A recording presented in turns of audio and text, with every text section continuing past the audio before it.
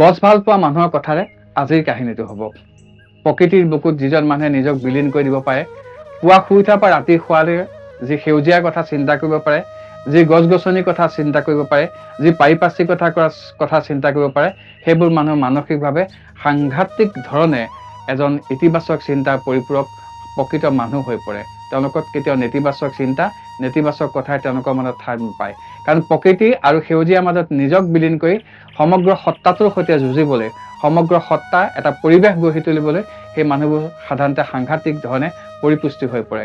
তেওঁলোকৰ স্বাস্থ্য, মানসিক স্বাস্থ্য, শাৰীৰিক স্বাস্থ্য যেতিয়া প্ৰকৃতিৰ ওপৰত নিৰ্ভৰ কৰে, তেতিয়াহ'লে সেই মানুহজনৰ চিন্তা চৰ্চাও আচলতে আমাৰ কাৰণে সুখকাৰক হৈ পৰে। তেনেজন ব্যক্তিক্ৰমী চিন্তাৰ মানুহ, যি পুৱা শুই উঠাৰ পৰা চাইকেল চলাই গছ বন সেউজীয়াৰ লগত নিজক বিলীন কৰি দিয়ে, শ্ৰদ্ধাৰ মৃণাল শইকীয়া ডাঙৰীয়াৰ লগত আজি সাধনা নেপথ্যৰ কথা। গ্ৰাম্য পৰ্যটন উদ্যোগ। সাধাৰণতে চহৰৰ মানুহবোৰ গাঁৱলৈ নাহে। গাঁৱৰ মানুহবোৰ চহৰত চাবলৈ যায়, পাৰ্কলৈ যায় বা বেলেগ বেলেগ কাম কৰিবলৈ যায়, বেলেগ বেলেগ চিন্তাৰে যায়। গাঁৱলৈ মানুহ নাহে, গাঁৱৰ মানুহবোৰ চহৰলৈ যায়। এই চিন্তাটোৱে মই ভাবোঁ আপুনি ফলপ্ৰসূ হৈছে যে চহৰৰ মানুহ গাঁৱলৈ গ্ৰাম্য পৰ্যটন কেন্দ্ৰ চাবলৈ আহিছে। উদাহৰণ আপোনাৰ যোগীবাৰী প্ৰকল্প। কিমানখিনি সফল হৈছে এই ক্ষেত্ৰত আপুনি? এইটো ক্ষেত্ৰত মই বহুখিনি সফল হৈছোঁ যে টাউনৰ মানুহ গাঁৱলৈ ফুৰিবলৈ আহে বা গাঁৱত বহুতে মাটি বিচাৰিবলৈ আৰম্ভ কৰিছে যে গাঁৱত থাকক। সেইটো এটা সময় আৰু আহিব যে টাউনৰ মানুহ গাঁৱত থাকিব। এতিয়া বহুতে বিচাৰে যে টাউনতো এটা ঘৰ, গাঁৱতো এটা ঘৰ লাগে। কিয়নো এটা অৱসৰ ল'বৰ কাৰণে, অৱসৰ বিনোদনৰ কাৰণে গাঁৱতকৈ বেলেগ জেগা নাই। গুৱাহাটী কওক বা অন্যান্য চহৰেই হওক, মানুহবিলাক প্ৰায় অতিষ্ঠ হৈছেগৈ থাকি পেলাই। এটা যান্ত্ৰিকতাৰ জীৱন, গাঁৱত আহিলে এটা সতেজ বায়ু পানীক লৈ পেলাই এটা সুন্দৰভাৱে মুকলি মনেৰে ঘূৰিবলৈ সকলোৰে ইচ্ছা কৰে। আৰু এতিয়া সেই উভতনি যাত্ৰাটো আৰম্ভ হৈছে। ঢেঁকীশালৰ চিন্তাটো যে আপোনাৰ আহিলে, ঢেঁকীশাল আপোনাৰ ঢেঁকী আছে। ঢেঁকীটো আগতে প্ৰত্যেক ঘৰতে ঢেঁকী আছিলে। অসমীয়া মানুহৰ ঘৰত প্ৰত্যেকৰ ঘৰতে এটা ঢেঁকী থাকেই। কিন্তু লাহে লাহে ঢেঁকীবিলাক নাইকিয়া হৈ গৈছিলে। কিন্তু সেইটো মই ঢেঁকীশাল কেইখনমান বনাই দিলোঁ। কাৰণ কেলৈ ঢেঁকীৰ খাদ্য আমি ভাবোঁ যে মেচিন নথকাৰ কাৰণে ঢেঁকীত মাৰিছিলে, বহুত কিন্তু স্বাস্থ্যসন্মত স্বাস্থ্যসন্মত ঢেঁকীৰ অৰ্গেনিক ফুড। সেইকাৰণে ঢেঁকীশালৰ খাদ্য খোৱাটো ভাল। বা মহিলাসকলৰ বাবেও ঢেঁকী মৰাটো বহুত মানে ভাল স্বাস্থ্যৰ কাৰণে। আজিকালি বহুত এই ধৰক আপোনাৰ যেতিয়া মাহেকীয়া বুলি কয়, সেইটো হওঁতে বহুতৰ সমস্যা দেখা দিয়ে। সেইটো বোলে আমাৰ পুৰণি কালৰ মানুহবিলাকে কয় যে ঢেঁকী দিয়াৰ কাৰণে আগতে এই সমস্যাবিলাক নাছিল। যিটো মানে ফিজিকেল মুভমেণ্ট, শৰীৰৰ যিটো লৰচৰ কৰা, সেই ঢেঁকীটো এটা উত্তম বস্তু। সেইকাৰণে ঢেঁকীশালৰ হেৰিটো আকৌ ঘূৰি আহিছে। আমাৰ ইয়াত বহুতত এতিয়া ঢেঁকীশাল হৈছে। ঢেঁকী মোৰ পৰাই বহুতে ঢেঁকী নিছেই। সেইকাৰণে এইবিলাক আচলতে আমাৰ যিবিলাক পৌৰাণিক বস্তু, এনেকুৱা নহয় যে আমি বেকৱাৰ্ড আছিলোঁ কাৰণে এইবিলাক বস্তু ব্যৱহাৰ কৰিছিলোঁ। কিন্তু এইবিলাক আচলতে চুইটেড আছিল মানুহৰ কাৰণে প্ৰয়োজনীয় আছিল। সেইকাৰণে আগতে এইখিনি বস্তু আৰম্ভ হৈছিলে। আপোনাৰ গ্ৰাম্য পৰ্যটন কেন্দ্ৰত এটা কথা মন কৰিছিলোঁ যে চিপছৰ বাকলিয়ে হওক বা ফাষ্টফুডৰ বাকলিয়ে হওক, সেইখিনি মই চাই আহিছোঁ জেগাডোখৰ, তাত কোনো দেখা নাই। সেই মানুহখিনি সচেতন আপুনি কৰিছে নে মানুহখিনি নিজে সচেতন হৈছে? বহুখিনি মানুহ নিজে সচেতন হৈছে। যিবিলাক পৰ্যটক আহে তেওঁলোকে দেখে যে চফা জেগাত কিবা এটা পেলাবলৈ বেয়া পায়, আৰু বাকী যিখিনি পেলাই আমাৰ গাঁৱৰ মহিলাসকলে সেইখিনি চাফা কৰি থৈ দিয়ে। তেওঁলোকে আপোনাক দেখি আপুনি ক'বলগীয়া হৈছে নে? নাই, ক'বলগীয়া হোৱা নাই, চব নিজে নিজে আৰম্ভ হৈছে। সচেতনতাটো বহুত গাঁৱত বৃদ্ধি পাইছে যে আমি চাফা চিকুণকৈ থাকিব লাগে। আপুনি আপোনাৰ সমষ্টিৰ অন্তৰ্গত প্ৰায়কেইখন গাঁৱতে আপুনি এটা পৰিৱেশ সৃষ্টি কৰিছে যে ভাল গাঁও, স্বচ্ছ গাঁও এটা অভিযান চলাইছিলে। আপুনি সফল হৈছে। কেইবাখন গাঁও সেই ক্ষেত্ৰত আগবাঢ়ি আহিছে। এই চিন্তাবোৰ যে আপুনি মনলৈ আনিছে যে আমি গাঁওসমূহ পৰিৱেশ সচেতন কৰিব লাগে, আমি স্বাস্থ্যসন্মতভাৱে থাকিব লাগে, আমি যিখিনি উশাহ লওঁ, আমি যিখিনি লওঁ সেইখিনি স্বাস্থ্যকৰ হ'ব লাগে। এইখিনিত আপোনাৰ যিখিনি মানুহ আছে বা আপোনাৰ লগত যিখিনি সহযোগী আছে বা আপুনি মানুহখিনিক যেনেকৈ আকৃষ্ট কৰি লৈ গৈছে, সেইখিনিয়ে কিমান ফলপ্ৰসূতা লাভ কৰিছে বুলি আপুনি ভাবে? বহুতে লৈছে। যেতিয়া ক্লিন ভিলেজ কম্পিটিশ্যন পাতিছিল খুমটাই সমষ্টিত, প্ৰত্যেকখন গাঁৱত কিন্তু তেতিয়া মানুহ ওলাই আহিছিল, হাতে হাতে জাৰু লৈ নিজৰ বাৰীবিলাকত চবে পৰিষ্কাৰ কৰিছিলে। সেইটো বহুতে 50% ৰাখি দিলে, 50% প্ৰতিযোগিতা বুলি জইন কৰি পেলাই পাছত এৰি দিলে। বহুত গাঁৱত এতিয়া পৰিষ্কাৰ গাঁও হিচাপে চিহ্নিত হৈ আছে। আপোনাৰ গোটেই এৰিয়াটোত মই গছ বন বেছি দেখিছোঁ। মই যিমান দূৰ আহিছোঁ আজি তাতে বৰষুণ দিছে, সেউজীয়াখিনি আৰু অলপ বেছিকৈ উদ্ভাসিত হৈ পৰিছে। খুব ভাল লগা পৰিৱেশ এটা হৈছে। গছ ৰুবই লাগিব। আমাৰ অনুষ্ঠানবোৰে ৰাতিপুৱা বৃক্ষৰোপণ কাৰ্যসূচী এটা থাকে, পুলি এটা ৰোৱে, পাছত গছবোৰ কলৈ যায় আচলতে কোনেও নাজানে, যিমান গছ দৈনন্দিন ৰোৱা হয়। আপুনি কি চিন্তাৰে আচলতে সেই গছবোৰ মজবুত কৰিছে? মই প্ৰথম এটা পাতিছিলোঁ মই যে গ্ৰীণ খুমটাই কম্পিটিশ্যন, যে প্ৰত্যেকখন গাঁৱত গছ ৰুব, আমাৰ বিচাৰকসকলে চাবগৈ, চাই প্ৰথম ছেকেণ্ড চিলেক্ট কৰিব, আকৌ 6 মাহৰ পাছত এবাৰ চাবগৈ, আকৌ 6 মাহৰ পাছতো চাবগৈ। সেই তেতিয়া বহুত গছ আমি লাভ কৰিলোঁ, কিন্তু ৰুই পেলাই প্ৰতিপালন কৰি যায় 6 মাহৰ পাছত আকৌ বিচাৰক আহিব চাবৰ কাৰণে। আৰু তাৰপিছত তেনেকৈ ধীৰে ধীৰে মানুহৰ বহুতৰ গছ ৰোৱা প্ৰৱণতাটো আহিলে। এতিয়া আমাৰ ইয়াত গছপুলি উপহাৰ দিয়াটো আমাৰ খুমটাইতে বেছি চলে। মোকো বহুতে আহি গছপুলি মোৰ ঘৰলৈ আহিলে যে কিনো মানুহজনলৈ কিবা এটা লৈ যাওঁ, গছপুলি লৈ আহে। আৰু বহুতে ইজনে সিজনক গছপুলি উপহাৰ দিয়ে, বোলে পৰীক্ষাত কোনোবা পাছ কৰিছে গছপুলি উপহাৰ দিয়ে। সেইটো এটা ভাল মই লক্ষণ দেখিবলৈ পাইছোঁ।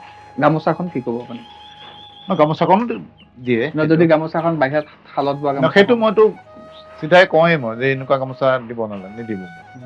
বহুতে এনেকুৱা হৈছে যে গামোচা চিনি নোপোৱা হ'ব, কোনখন আচল কোনখন নকল। বহুতে এতিয়া নতুন প্ৰজন্মই নাজানে, ভাবে যে গামোচা দুইফালে ৰঙা ফুল থাকিলেই গামোচা।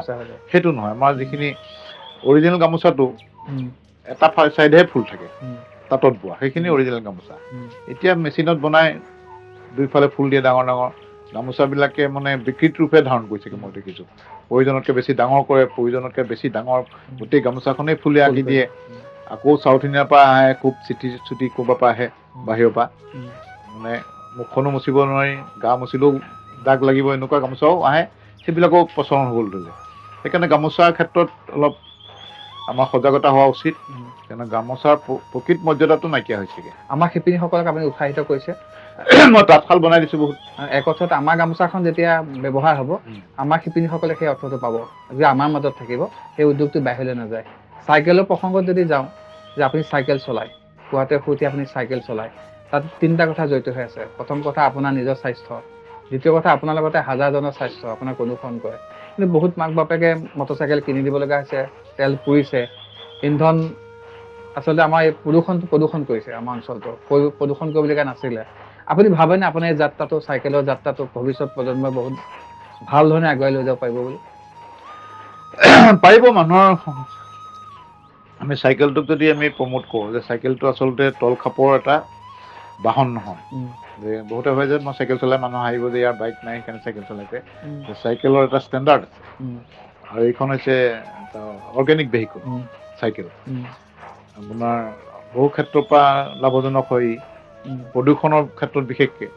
আজি 50% মানুহেও যদি 10 কিলোমিটাৰ পথ বাইক ত্যাগ কৰি চাইকেলত অহা যোৱা কৰিবলৈ, মই কোৱা নাই দীঘলীয়া যাত্ৰা কৰক, যে মই 10 কিলোমিটাৰ পথ যদি যাবলগীয়া হয়, মই বাহন নিনো, মই চাইকেলত যাম।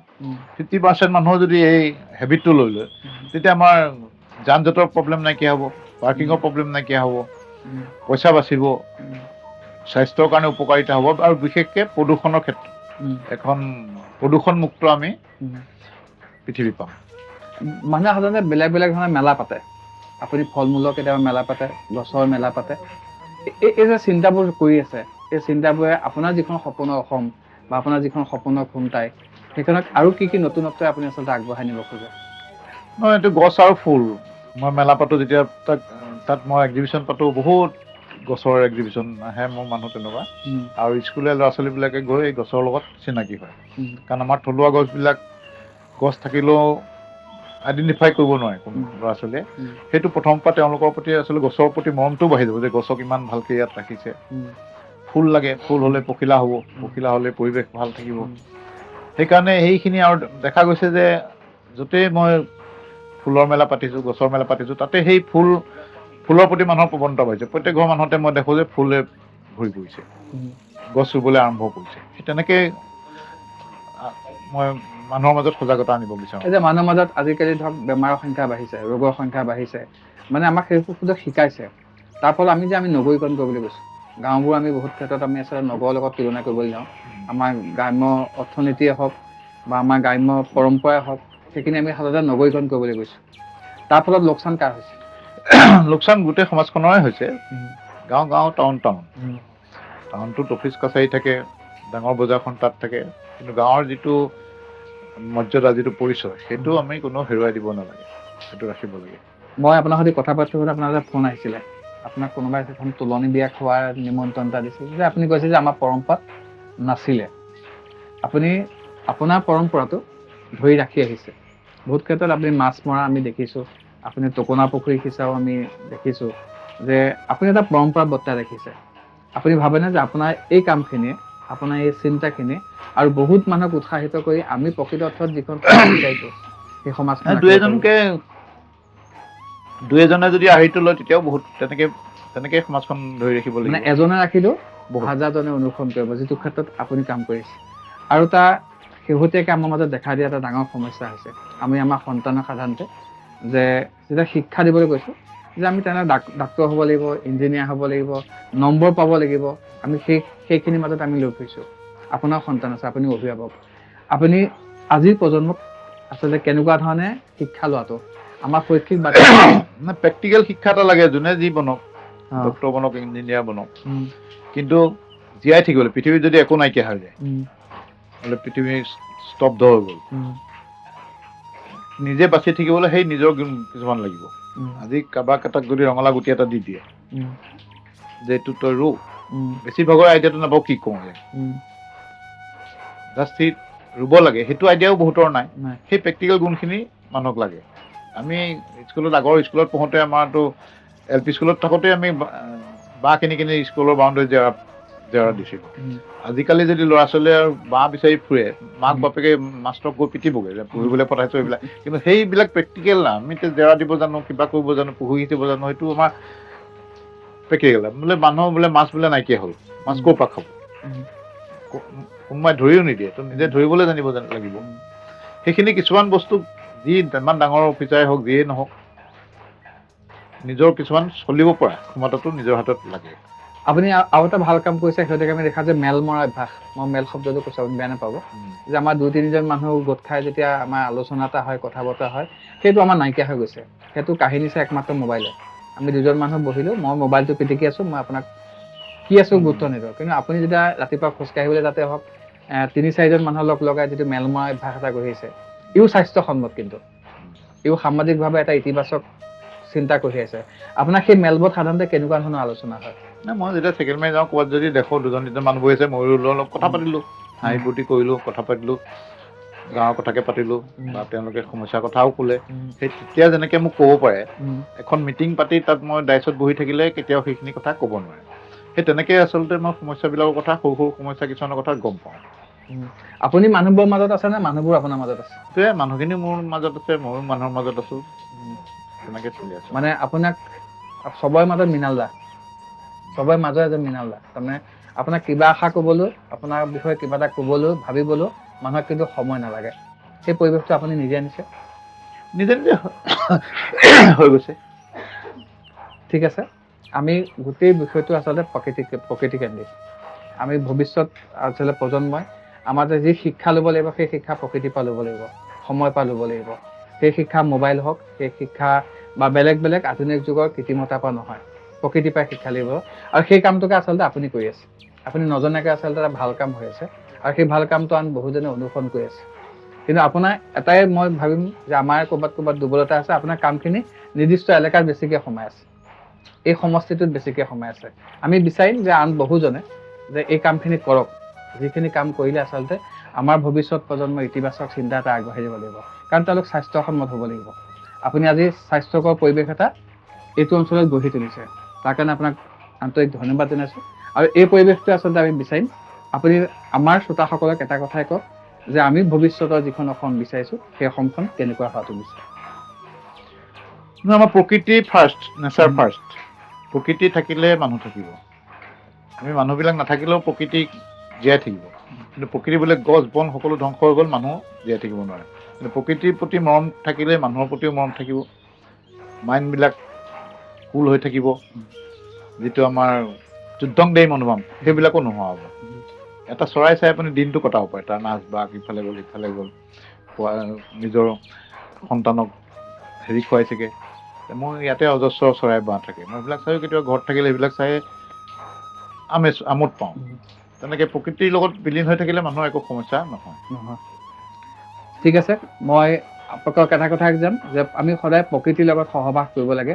সমস্যা নহয়, সমস্যা এই আহিব এই যাব, কিন্তু মৃণালদাৰ কথাবোৰৰ পৰা আমি যি বুজিলোঁ যে আপুনি যদি প্ৰকৃতিৰ বুকুত নিহিত হৈ থাকে তেতিয়াহ'লে আপুনি মানুহ হৈ থাকিব, আৰু মানুহ থাকিবলৈ হ'লে আপোনাৰ শাৰীৰিক মানসিক সকলো ফালৰ পৰা আপুনি সুস্থিৰ হৈ থাকিব লাগিব, আৰু সুস্থিৰ হৈ থাকিবলৈ আপুনি কাম কৰিব লাগিব, আৰু কাম কৰিবলৈ হ'লে আপুনি প্ৰকৃতিৰ লগত বিলীন হ'ব লাগিব। আমাৰ উদ্দেশ্য ইমানে। আপুনি ভালে থাকক দাদা, আপোনাৰ চিন্তাবোৰ ভাল মানুহে লওক, ভাল সমাজ এখন, ভাল দেশ এখন গঢ়ক, তাকে আন্তৰিকতা কামনা কৰিছোঁ। ধন্যবাদ। চাই থাকিব সাধনা নেপথ্যত কথা।